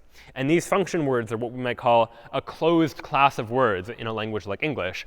There's really just some fixed list of function words, and they don't change very often. There's just some list of words that are commonly used to connect other grammatical structures in the language. And that's in contrast with what we might call content words, words that carry meaning independently, words like algorithm, category, computer, words that actually have some sort of meaning. And these are usually the words that we care about. These are the words where we want to figure out, what are the important words in a document. We probably care about the content words more than we care about the function words. And so one strategy we could apply is just ignore all of the function words. So here in tf1.py, I've done the same exact thing, except I'm going to load a whole bunch of words from a functionswords.txt file, inside of which are just a whole bunch of function words in alphabetical order. These are just a whole bunch of function words that are just words that are used to connect other words in English. And someone has just compiled this particular list. And these are the words that I just want to ignore. If any of these words, let's just ignore it as one of the top terms, because these are not words that I probably care about if I want to analyze what the important terms inside of a document happen to be. So in tf-idf1, what we're ultimately doing is if the word is in my set of function words, I'm just going to skip over it. Just ignore any of the function words by continuing on to the next word and then just calculating the frequencies for those words instead. So I'm going to pretend the function words aren't there and now see, maybe I can get a better sense for what terms are important in each of the various different Sherlock Holmes stories. So now let's run tf1 on the Sherlock Holmes corpus and see what we get now. And let's look at what is the most important term in each of the stories. Well, it seems like for each of the stories, all right, the most important word is Holmes. I guess that's what we would expect. They're all Sherlock Holmes stories. And Holmes is not a function word. It's not the or a or an, so it wasn't ignored. But Holmes and man, these are probably not what I mean when I say what are the important words. Even though Holmes does show up the most often, it's not giving me a whole lot of information here about what each of the different Sherlock Holmes stories are actually about. And the reason why is because Sherlock Holmes shows up in all the stories. And so it's not meaningful for me to say that this story is about Sherlock Holmes if I want to try and figure out the different topics across the corpus of documents. What I really want to know is, what words show up in this document that show up less frequently in the other documents, for example. And so to get at that idea, we're going to introduce the notion of inverse document frequency. Inverse document frequency is a measure of how common or rare a word happens to be across an entire corpus of words. And mathematically, it's usually calculated like this, as the logarithm of the total number of documents divided by the number of documents containing the word. So if a word like Holmes shows up in all of the documents, well, then total documents is however many documents there are. And number of documents containing Holmes is going to be the same number. So when you divide these two together, you'll get 1. And the logarithm of 1 is just 0. And so what we get is if Holmes shows up in all of the documents, it has an inverse document frequency of 0. And you can think now of inverse document frequency as a measure of how rare is the word that shows up in this particular document. That if a word doesn't show up across many documents at all, this number is going to be much higher. And this then gets us at a model known as TF-IDF, which is a method for ranking what words are important in a document by multiplying these two ideas together. Multiply term frequency, or TF, by inverse document frequency, or IDF. Where the idea here now is that how important a word is depends on two things. It depends on how often it shows up in the document, using the heuristic that if a word shows up more often, it's probably more important. And we multiply that by inverse document frequency, IDF, because if the word is rarer, but it shows up in the document, it's probably more important than if the word shows up across most or all of the documents, because then it's probably a less important factor in what the different topics across the different documents in the corpus happen to be. And so now, let's go ahead and apply this algorithm on the Sherlock Holmes corpus. And here's TF-IDF. Now what I'm doing is for each of the documents, for each word, I'm calculating its TF score, term frequency, multiplied by the inverse document frequency of that word. Not just looking at the single value, but multiplying these two values together in order to compute the overall values. And now if I run TF-IDF on the Holmes corpus, this is going to try and get us a better approximation for what's important in each of the stories. And it seems like it's trying to extract here probably like the names of characters that happen to be important in the story. Characters that show up in this story that don't show up in the other story. And in prioritizing the more important characters that happen to show up more often. And so this then might be a better analysis of what types of topics are more or less important. I also have another corpus, which is a corpus of all of the Federalist Papers from American history. If I go ahead and run TF-IDF on the Federalist Papers, we can begin to see what the important words in each of the various different Federalist Papers happen to be. That in Federalist Paper number 61 seems like it's a lot about elections.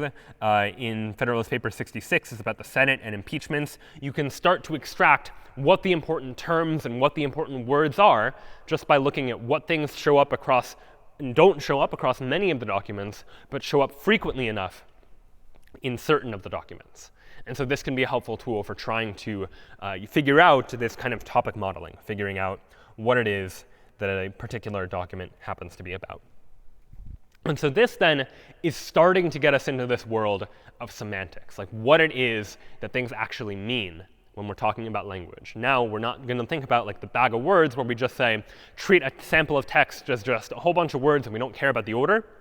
Now when we get into the world of semantics, we really do start to care about what it is that these words actually mean, how it is these words relate to each other, and in particular, how we can extract information out of that text. Information extraction is somehow extracting knowledge from our documents, figuring out, given a whole bunch of text, can we automate the process of having an AI look at those documents and get at what the useful or relevant knowledge inside those documents happens to be.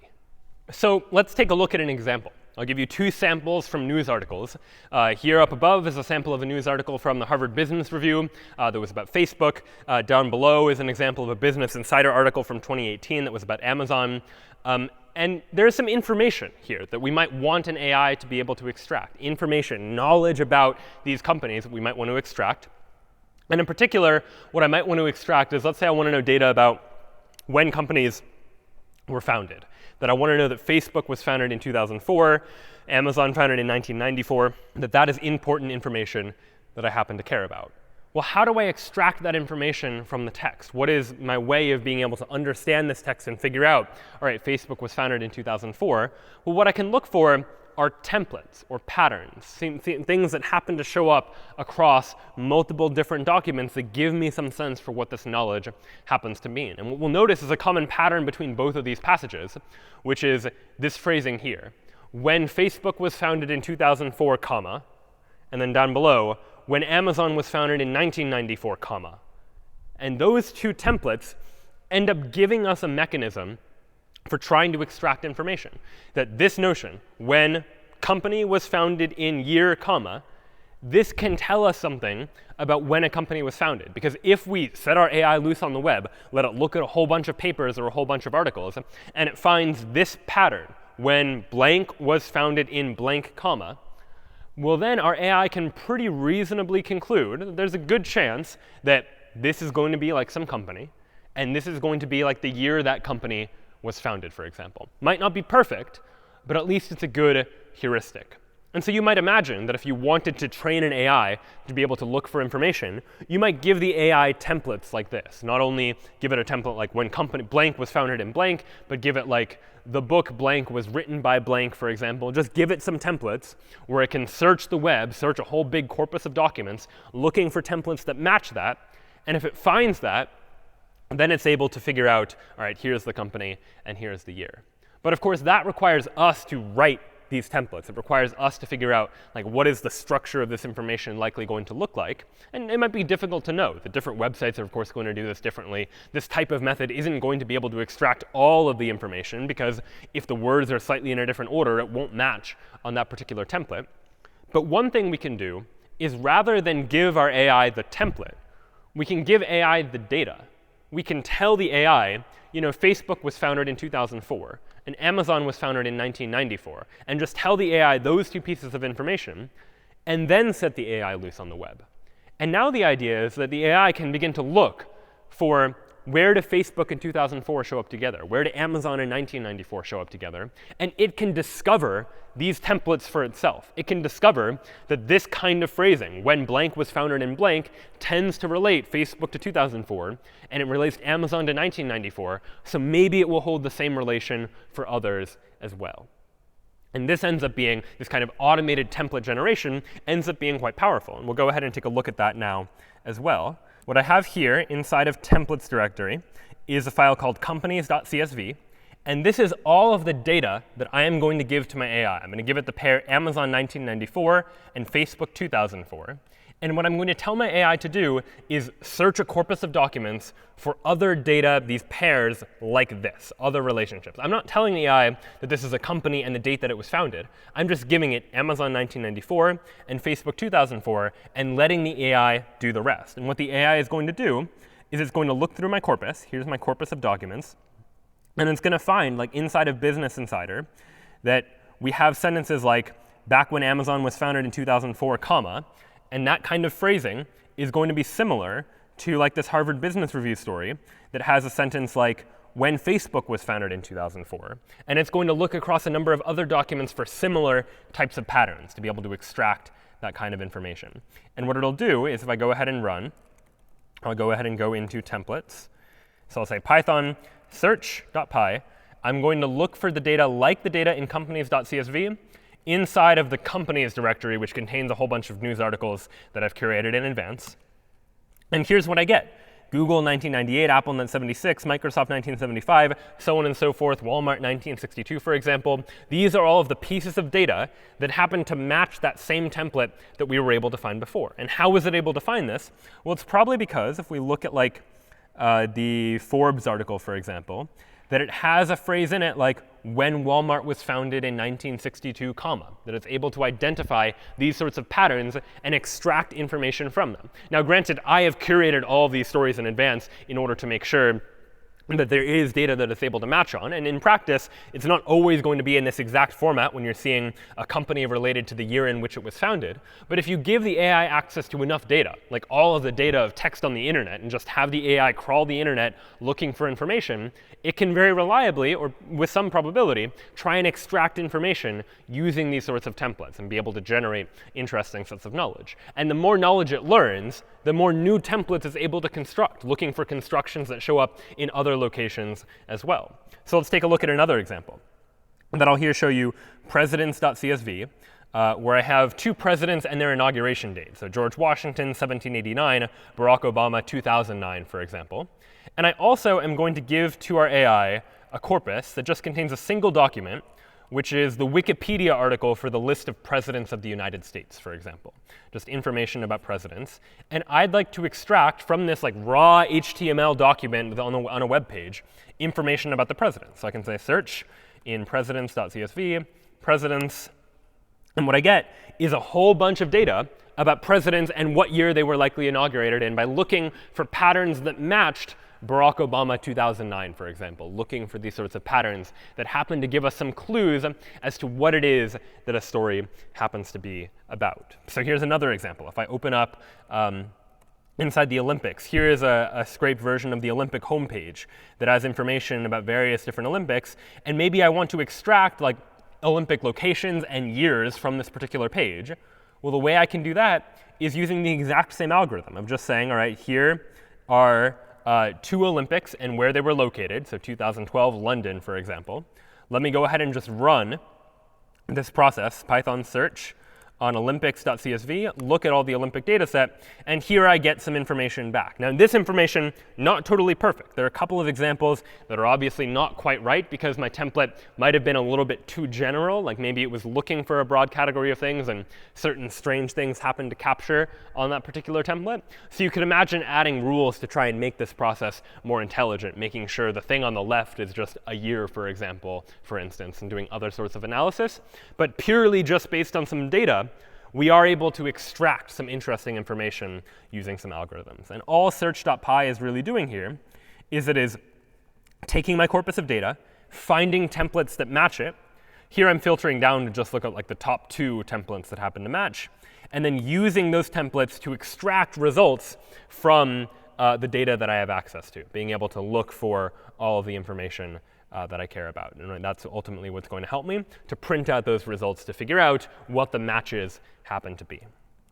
And so information extraction is another powerful tool when it comes towards trying to extract information. But of course, it only works in very limited contexts. It only works when I'm able to find templates that look exactly like this in order to come up with some sort of match that is able to connect this to some pair of data that this company was founded in this year. What I might want to do as we start to think about the semantics of words is to begin to imagine some way of coming up with definitions for all words, being able to relate all of the words in a dictionary to each other, because that's ultimately what's going to be necessary if we want our AI to be able to communicate. We need some representation of what it is that words mean. And one approach at doing this is a famous data set called WordNet. And what WordNet is a human-curated, researchers have curated together a whole bunch of words, their definitions, their various different senses, because a word might have multiple different meanings, and also how those words relate to one another. And so what we mean by this is I can show you an example of WordNet. WordNet comes built into NLTK. Using NLTK, you can download and access WordNet. And so let me go into WordNet and go ahead and run WordNet and extract information about a word like city, for example. Go ahead and press return.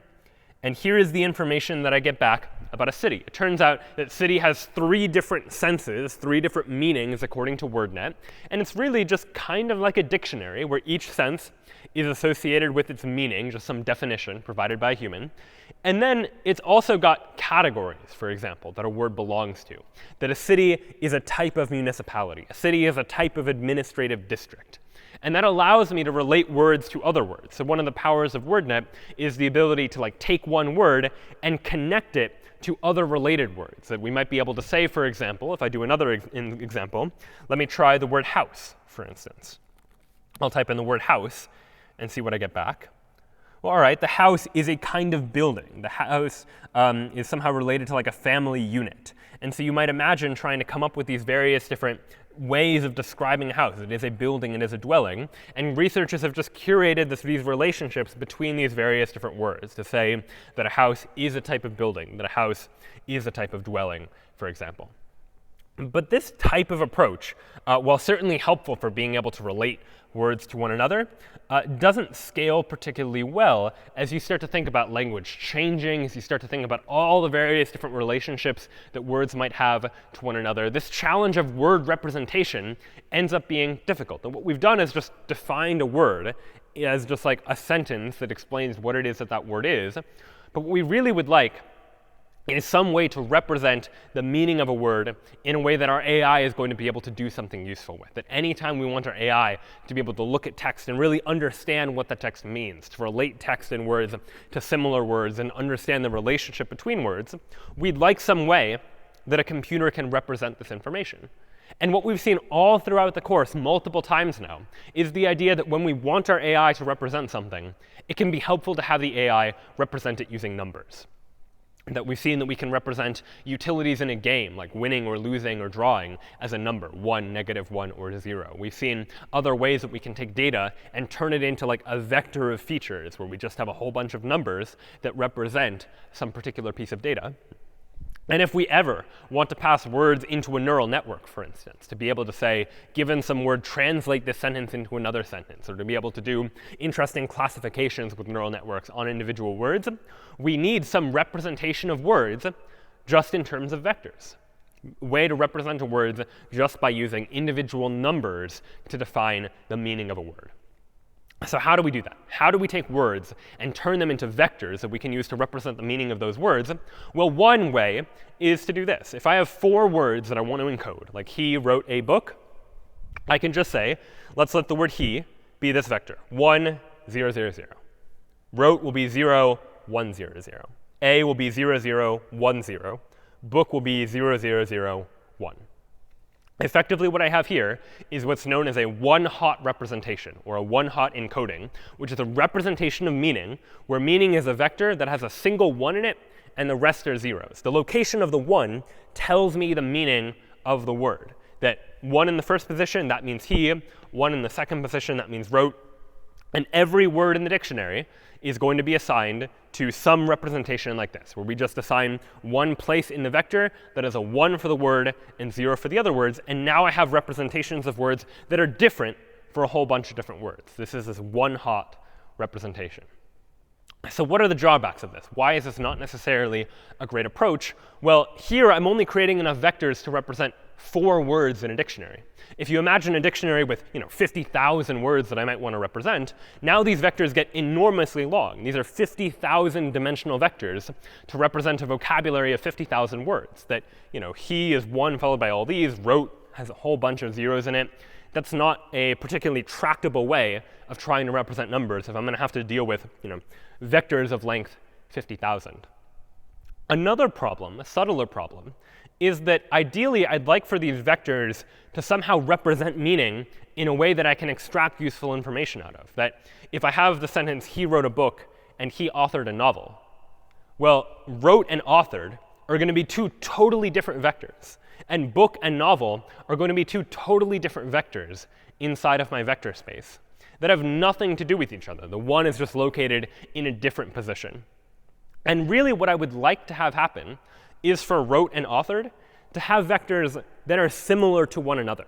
And for book and novel to have vector representations that are similar to one another because they are words that have similar meanings. Because their meanings are similar, ideally I'd like for, when I put them in vector form and use a vector to represent meanings, I would like for those vectors to be similar to one another as well.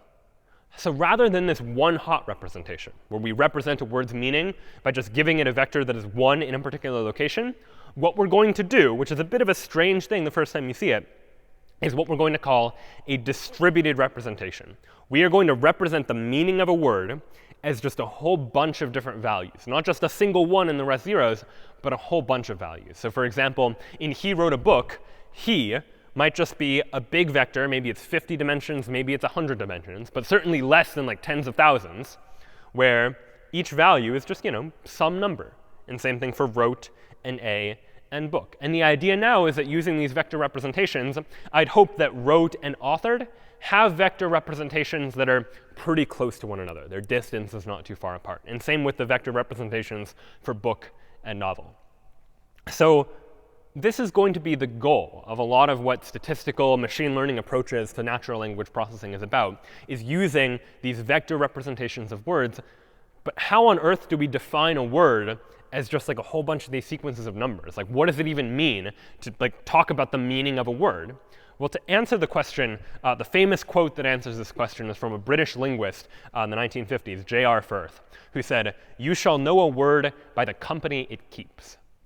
You shall know a word by the company it keeps. And what we mean by that is the idea that we can define a word in terms of the words that show up around it.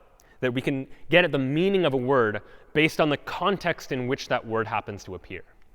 That if I have a sentence like this, 4 words in sequence, for blank he ate, what goes in the blank? Well, you might imagine that in English, the types of words that might fill the blank are words like breakfast, or lunch or dinner. These are the kinds of words that fill in that blank. And so if we want to define, what does lunch or dinner mean, we can define it in terms of what words happen to show up around it. That if a word shows up in a particular context and another word happens to show up in very similar contexts, then those two words are probably related to each other. That they probably have a similar meaning to one another. And this then is the foundational idea of an algorithm known as word2vec, which is a model for generating word vectors. You give word2vec a corpus of documents, just a whole bunch of text. And what word2vec will produce is it will produce vectors for each word. And there are a number of ways that it can do this. One common way is through what's known as the skipgram architecture, which basically uses a neural network to predict context words given a target word. So given a word like lunch, use a neural network to try and predict, given the word lunch, what words are going to show up around it. And so the way we might represent this is with a big neural network like this, where we have one input cell for every word. Every word gets one node inside this neural network.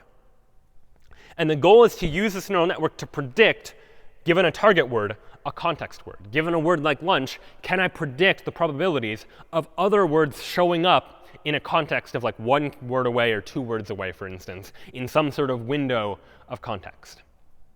And if you just give the AI, this neural network, a whole bunch of data of words and what words show up in context, you can train a neural network to do this calculation, to be able to predict, given a target word, can I predict what those context words ultimately should be? And it will do so using the same methods we've talked about, back-propagating the error from the context word back through this neural network. And what you get is if we use this single layer, just a single layer of hidden nodes, what I get is for every single one of these words, I get, from this word, for example, I get 5 edges, each of which has a weight to each of these 5 hidden nodes. In other words, I get 5 numbers that effectively are going to represent this particular target word here. And the number of hidden nodes I choose in this middle layer here, I can pick that. Maybe I'll choose to have 50 hidden nodes or 100 hidden nodes. And then for each of these target words, I'll have 50 different values or 100 different values. And those values we can effectively treat as the vector numerical representation of that word. And the general idea here is that if 2 words are similar, 2 words show up in similar contexts, meaning using those same target words, I'd like to predict similar context words, well then these vectors and these values I choose in these vectors here, these numerical values for the weights of these edges, are probably going to be similar. Because for 2 different words that show up in similar contexts, I would like for these values that are calculated to ultimately be very similar to one another. And so ultimately, the high-level way you can picture this is that what this word2vec training method is going to do is given a whole bunch of words, where initially, recall, we initialize these weights randomly and just pick random weights that we choose. Over time, as we train the neural network, we're going to adjust these weights, adjust the vector representations of each of these words, so that gradually, words that show up in similar contexts grow closer to one another, and words that show up in different contexts get farther away from one another. And as a result, hopefully, I get vector representations of words like breakfast and lunch and dinner that are similar to one another, and then words like book and memoir and novel are also going to be similar to one another as well. So using this algorithm, we are able to take a corpus of data and just train our computer, train this neural network to be able to figure out what vector, what sequence of numbers is going to represent each of these words, which is, again, a bit of a strange concept to think about, like representing a word just as a whole bunch of numbers. But we'll see in a moment just how powerful this really can be. So we'll go ahead and go into vectors. And what I have inside of vectors.py, which I'll open up now, is I'm opening up words.txt, which is a pre-trained model that I've already run word2vec, and it's already given me a whole bunch of vectors for each of these possible words. And I'm just going to take like 50,000 of them and go ahead and save their vectors inside of a dictionary called words. And then I've also defined some functions called distance, closest words that'll get me like what are the closest words to a particular word, and then closest word that just gets me the one closest word, for example. And so now let me try doing this. Let me open up the Python interpreter and say something like from vectors import star, just import everything from vectors. And now let's take a look at the meanings of some words. Let me look at the word like city, for example. And here is a big array that is the vector representation of the word city. And this doesn't mean anything in terms of what these numbers exactly are, but this is how my computer is representing the meaning of the word city. I can do a different word, like words house. And here then is the vector representation of the word house, for example, just a whole bunch of numbers. And this is encoding somehow the meaning of the word house. And how do I get at that idea? Well, one way to measure how good this is by looking at what is the distance between various different words. So distance, there are a number of ways you can define distance. In context of vectors, one common way is what's known as like the cosine distance that has to do with measuring the angle between vectors. But in short, it's just measuring like how far apart are these two vectors from each other. So if I take a word like, the word book, how far away is it from itself? Like how far away is the word book from book? Well, that's 0, right? The word book is 0 distance away from itself. But let's see how far away word book is from a word like breakfast, where we're going to say like 1 is very far away, 0 is not far away. All right, book is about 0.64 away from breakfast. They seem to be pretty far apart. But let's now try and calculate the distance from words book to words novel, for example. Now those two words are closer to each other, 0.34, that the vector representation of the word book is closer to the vector representation of the word novel than it is to the vector representation of the word breakfast. And I can do the same thing and say compare breakfast to lunch, for example. And those two words are even closer together, that they have an even more similar relationship between one word and another. So now it seems we have some representation of words, representing a word using vectors, that allows us to be able to say something like words that are similar to each other ultimately have a smaller distance that happens to be between them. And this turns out to be incredibly powerful to be able to represent the meaning of words in terms of their relationships to other words as well. I can show you as well, I have a function called closest words that basically just takes a whole bunch of words and gets all the closest words to it. So let me get the closest words to like book, for example, and maybe get at like the 10 closest words. We'll limit ourselves to 10. And to write book is obviously closest to itself, the word book, but is also closely related to like books and essay and memoir and essays and novella, anthology. And why are these words that it was able to compute are close to it? Well, because based on the corpus of information that this algorithm was trained on, the vectors that arose based on what words show up in a similar context. That the word book shows up in a similar context, similar other words to words like memoir and essays, for example. And if I do something like, let me get the closest words to city, you end up getting, city, town, township, village. These are words that happen to show up in a similar context to the word city. Now, where things get really interesting is that because these are vectors, we can do mathematics with them. We can calculate the relationships between various different words. So I can say something like, all right, what if I had like man and king? These are two different vectors, and this is a famous example that comes out of word2vec. I can take these two vectors and just subtract them from each other. This line here, this distance here, is another vector that represents like king minus man. Now, what does it mean to like take a word and subtract another word? Normally, that doesn't make sense. In the world of vectors, though, you can take some vector, some sequence of numbers, subtract some other sequence of numbers, and get a new vector, get a new sequence of numbers. And what this new sequence of numbers is effectively going to do is it is going to tell me, like, what do I need to do to get from man to king? What is the relationship then between these two words? And this is some vector representation of what takes us from man to king. And we can then take this value and add it to another vector. You might imagine that like the word woman, for example, is another vector that exists somewhere inside of this space, somewhere inside of this vector space. And what might happen if I took this same idea, king minus man, took that same vector and just added it to woman, like what will we find around here? It's an interesting question that we might ask, and we can answer it very easily because I have vector representations of all of these things. I can say, let's go back here. Let me look at the representation of the word man. Here's the vector representation of man. Let's look at the representation of the word king. Here's the representation of the word king. And I can subtract these two. What is the vector representation of king minus man? It's this array right here, a whole bunch of values. So king minus man now represents the relationship between king and man in some sort of numerical vector format. So what happens then if I add woman to that? Say whatever took us from man to king, go ahead and apply that same vector to the vector representation of the word woman. And that gives us this vector here. And now, just out of curiosity, let's take this expression and find what is the closest word to that expression. And amazingly, what we get is we get the word queen. That somehow, when you take the distance between man and king, this numerical representation of how man is related to king, and add that same notion, king minus man, to the vector representation of the word woman, what we get is we get the vector representation, or something close to the vector representation of the word queen, because this distance somehow encoded the relationship between these two words. And when you run it through this algorithm, it's not programmed to do this, but if you just try and figure out how to predict words based on context words, you get vectors that are able to make these sort of like SAT-like analogies out of the information that has been given.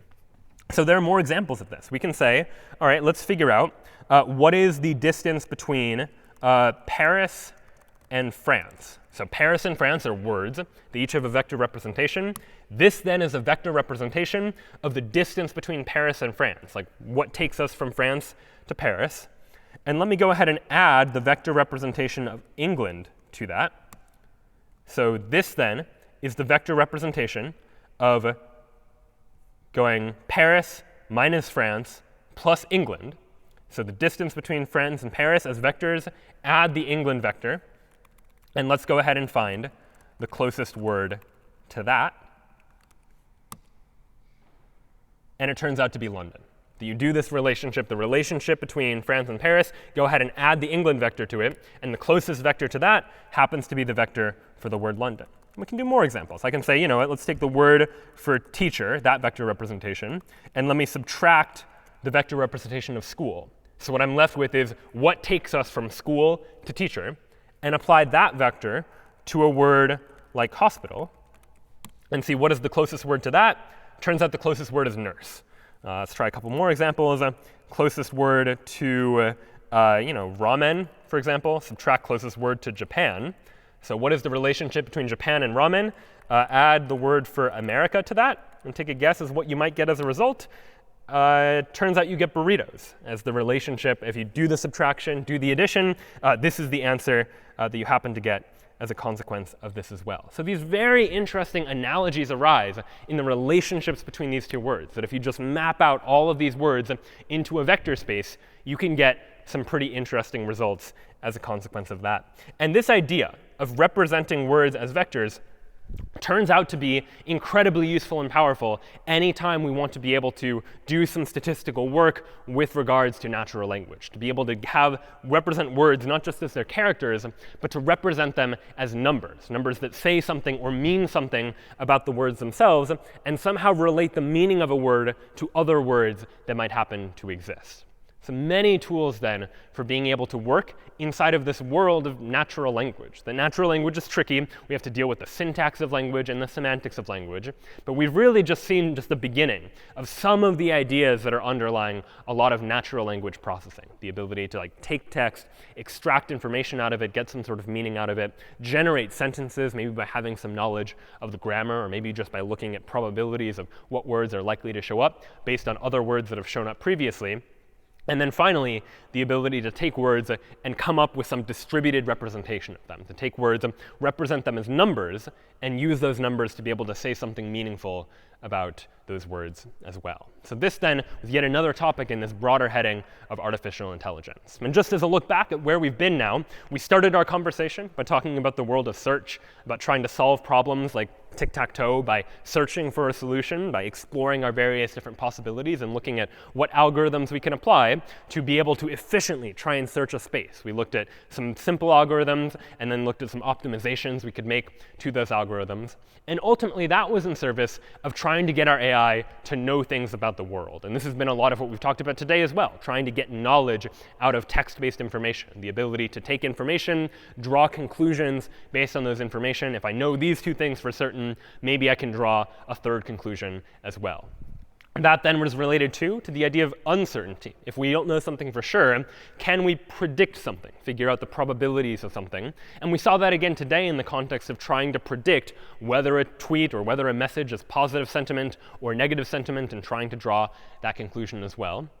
Then we took a look at optimization, the sorts of problems where we're looking for a global or local maximum or minimum. This has come up time and time again, especially most recently in the context of neural networks, which are really just a kind of optimization problem where we're trying to minimize the total amount of loss based on the setting of our weights of our neural network, based on the setting of what vector representations for words we happen to choose.